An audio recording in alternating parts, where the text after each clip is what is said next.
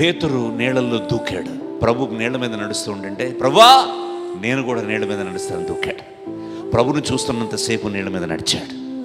ఎప్పుడైతే తుఫానుని, ఆ యొక్క ఉరుములను చూడటం ప్రారంభించాడో మునిగిపోవటం ప్రారంభించాడు. మరలా ప్రభువు చేపట్టుకొని పైకి లేపి నిలబెట్టాడు.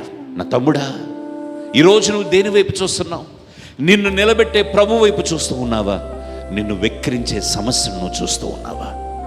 నీకు సమృద్ధినిచ్చే దేవుని వైపు చూస్తూ ఉన్నావా? ఈ రోజు నీ ఎదురుగుండా ఉన్న కొరతను నువ్వు చూస్తూ ఉన్నావా?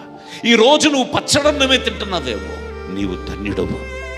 దేవుడు ఒక రోజున అధికమైన పోషణతో నిన్ను పోషించును కాక. ఆమేన్.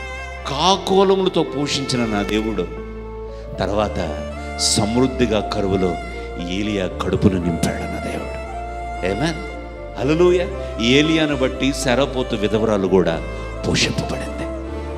ఈరోజు నీ యొక్క సమస్యలను చూసి నువ్వు భయపడుతూ ఉన్నావా?